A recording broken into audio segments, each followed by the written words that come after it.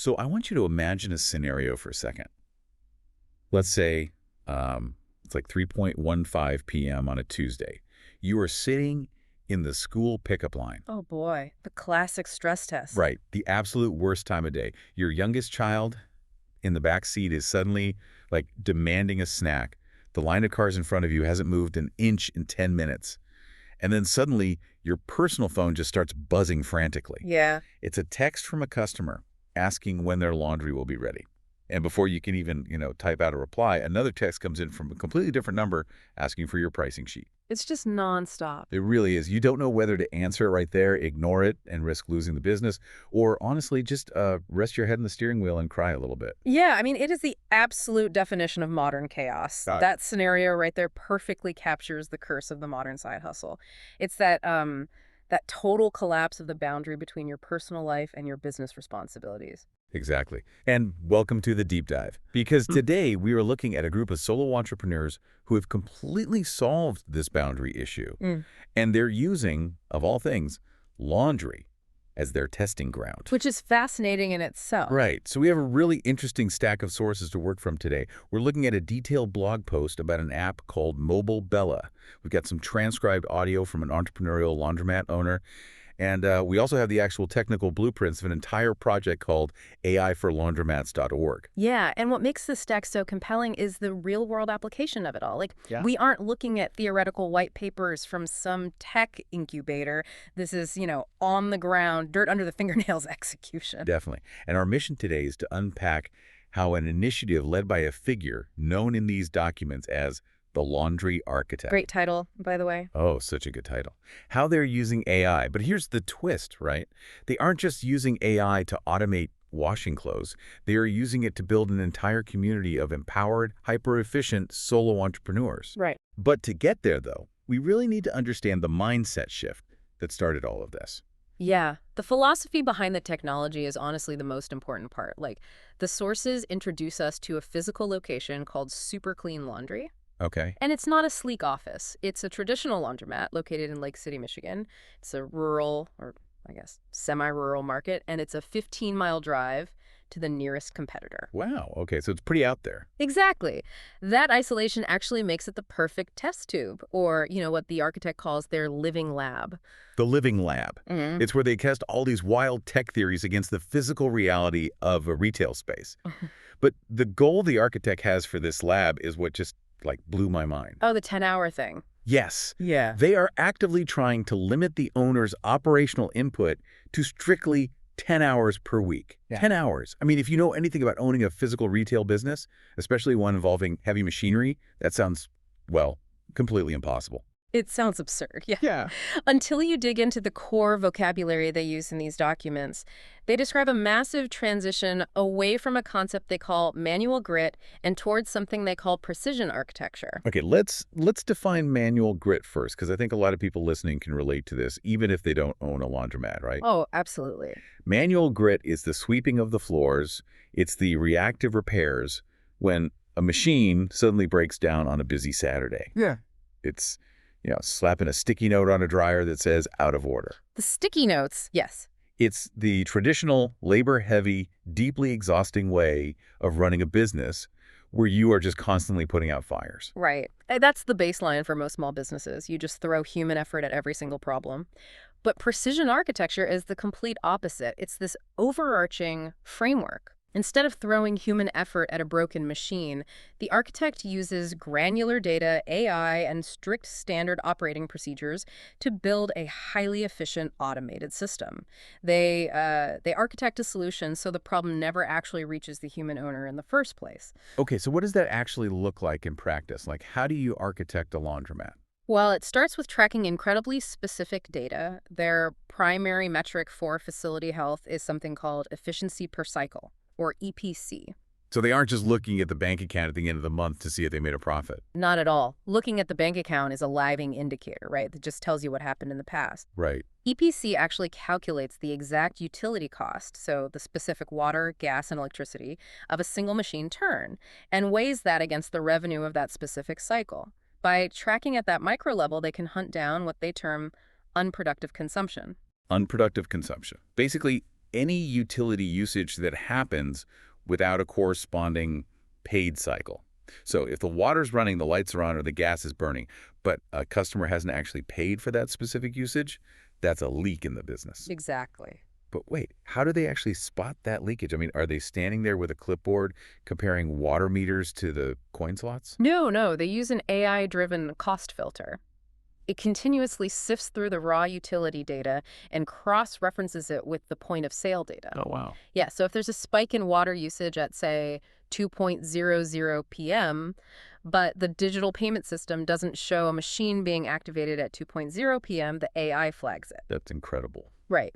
The architect is looking for magic variables. These are small, high-impact adjustments they can make, like tweaking a water temperature curve or adjusting a wash cycle time by a fraction of a minute that significantly boost profitability across thousands of cycles. So small changes, massive impact. Exactly. They call it minimizing the curve. They are constantly trying to shrink the gap between labor costs and automated profit. You know, I think I have an analogy for this that makes it click. It's the difference between bailing water out of a leaky boat with a bucket, which is manual grit, right? Yeah. You're sweating, you're working incredibly hard, you feel very busy, but the boat is still sinking. Precision architecture is using data to design a completely waterproof hull in the first place.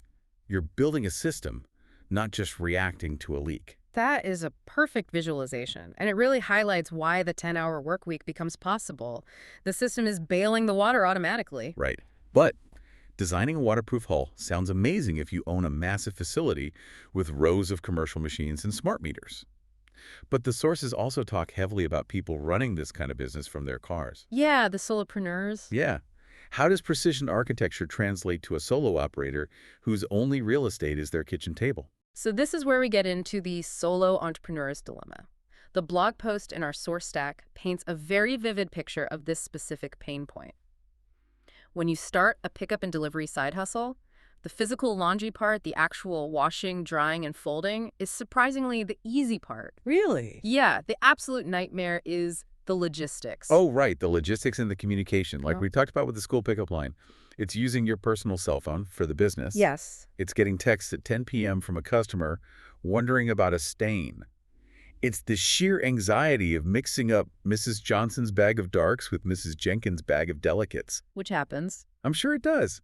And it's trying to look like a professional, highly organized business while you are quite literally operating from your living room floor. Exactly. And the creator of the system actually experienced all of that firsthand. They started a pickup and delivery laundry business themselves.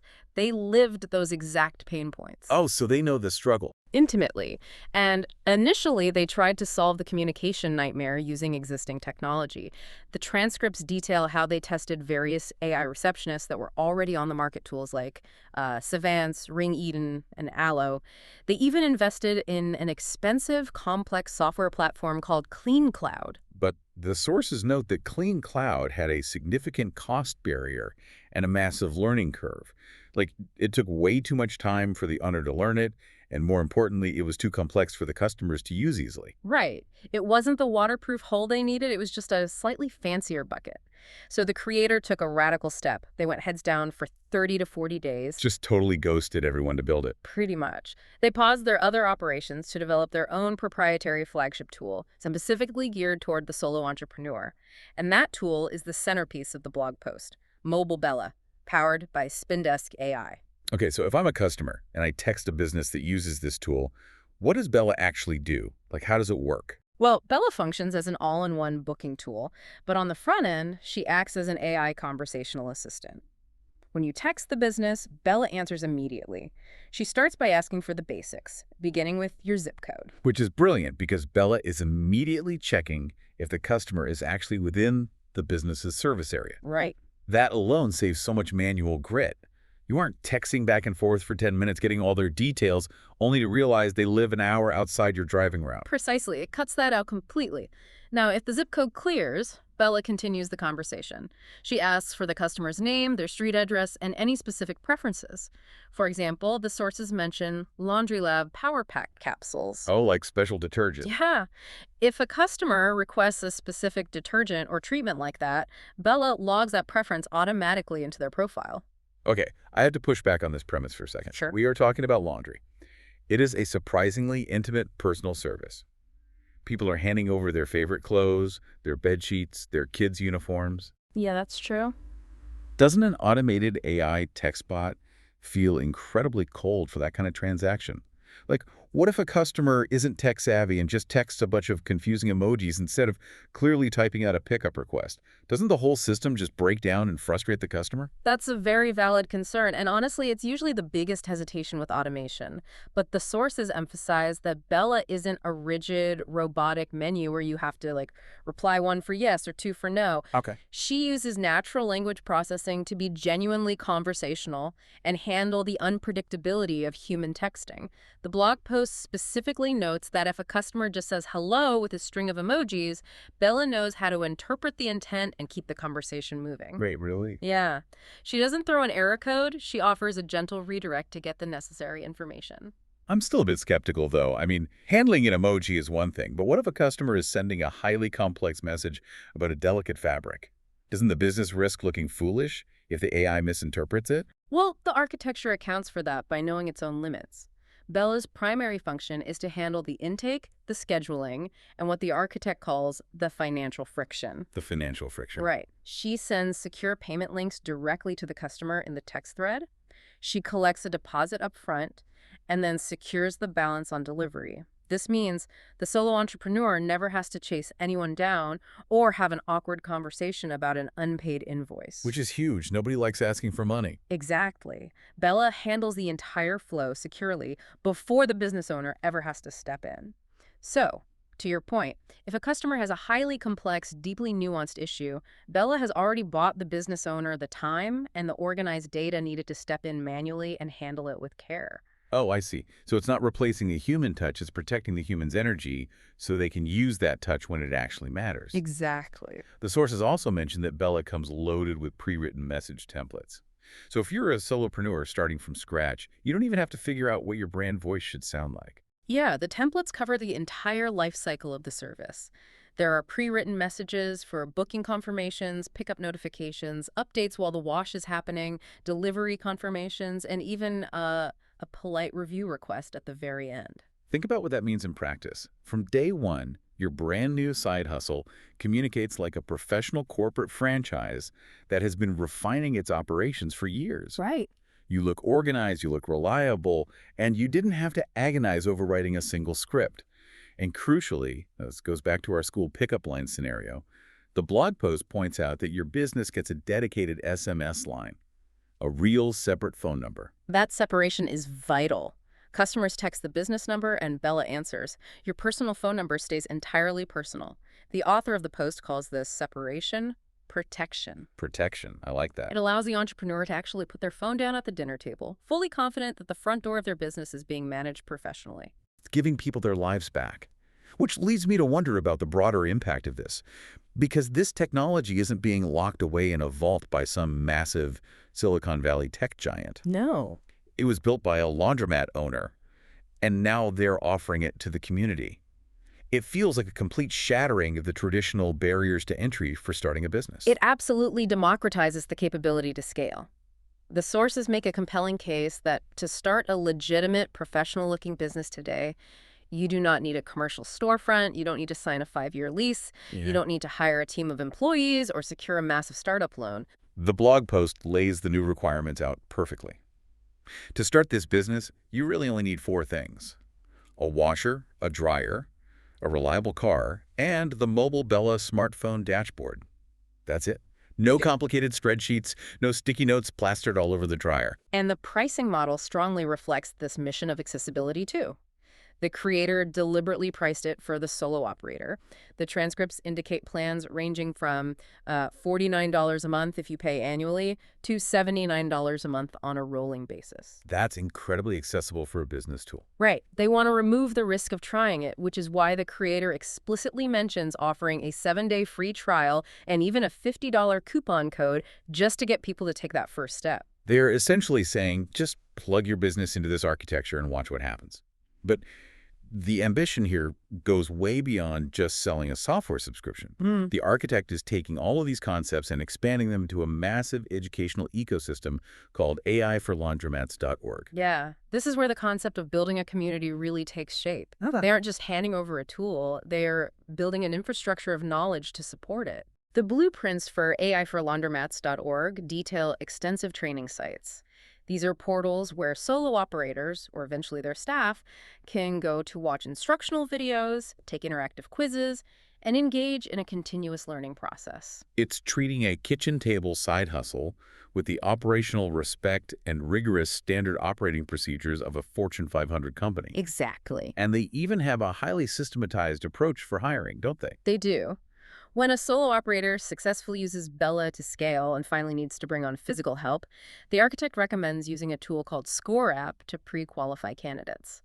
They evaluate potential laundry specialists based on 4 very specific pillars. Great, let's break down those pillars. I mean, if the AI is doing all the intake, the scheduling, and the payments, what do you even look for when you hire a human? You clearly don't need a traditional receptionist anymore. Right, the role completely changes. The first pillar they screen for is digital fluency. This is non-negotiable because the entire business ecosystem runs on the AI dashboard and digital point-of-sale systems. So they have to be tech comfortable. Yeah, the human has to be comfortable interfacing with the technology that runs the logistics. That makes total sense. If they are intimidated by an app, they can't run the route. What's the second pillar? The second is integrity and culture. Interestingly, the architect refers to this specifically as the chaos filter. The chaos filter. I love the name, but how do you actually screen for a chaos filter on a digital hiring quiz? Well, the quizzes are designed to present candidates with hypothetical, unpredictable logistical hurdles, the kind of messy, real-world problems that happen in a service business. Like a flat tire or a mixed-up order. Exactly. They are looking for people who can handle unexpected changes without panicking or adding unnecessary drama to the operation. They want calm problem solvers. Finding the people who don't let the leaky bucket stress them out while the hull's being fixed. Yeah. Okay, what are the final 2 pillars? The third is reliability and logistics, which is crucial because you are dealing with rigid pickup and delivery routes. Time management is everything. And the fourth pillar is a profitability mindset. They want team members who aren't just completing tasks, but who act as solution specialists constantly looking for operational efficiency. So to bring all of these threads together, the real magic of what the laundry architect has built with Mobile Bella isn't just about washing clothes faster or saving a few bucks on the water bill. No. By using AI to act as a permanent, unflappable buffer to handle the intake, the scheduling, the gentle redirects, and the payments, the owner can actually step away. They can sit at the kitchen table with their family or, coach a Saturday morning soccer game without the underlying business completely falling apart. Yeah. It's using cutting-edge technology to fiercely protect the entrepreneur's personal time. It fundamentally changes the nature of the side hustle. I mean, the promise of entrepreneurship was always flexibility and freedom. Right, be your own boss. Exactly. But the reality of relying on manual grit meant most people just traded one exhausting 9-to-5 schedule for a 247 schedule of anxiety. This precision architecture actually delivers on the original promise of freedom. The AI doesn't replace the human touch of the service. It handles the administrative noise so the human can focus on living their life. Let's summarize the key insights we've uncovered in our stack of sources today. We've seen that AI is no longer just a futuristic buzzword reserved for tech giants in Silicon Valley. It is being deployed right now, starting in rural Michigan and spreading outward, to turn chaotic, exhausting side hustles into legitimate, scalable businesses with firm personal boundaries. It's happening today. A system like Mobile Bella replaces manual grit with precision architecture. It gives solopreneurs a dedicated business line, it gives them an automated front desk, and most importantly, it gives them their evenings back. It really proves that with the right automated systems in place, a single operator working out of their car can command the logistical power and professionalism of a much larger organization, all controlled from a dashboard on their smartphone. And that is incredibly empowering. So we're going to leave you with a thought to mull over. You might not be looking to start a laundry pickup service today, but think about your own workflow right now, whether it's your main career, a passion project you were trying to get off the ground, or honestly, just the sheer logistics of managing your household. It applies to everything. It really does. Where are you still relying on manual grit, reactive fixes, and metaphorical sticky notes? And what would your life actually look like if you took the time to build your own precision architecture to automate all that noise? Think back to that Tuesday at 3:15 p.m. in the school pickup line. What would it take to make your phone go quiet, knowing that a system has everything completely under control?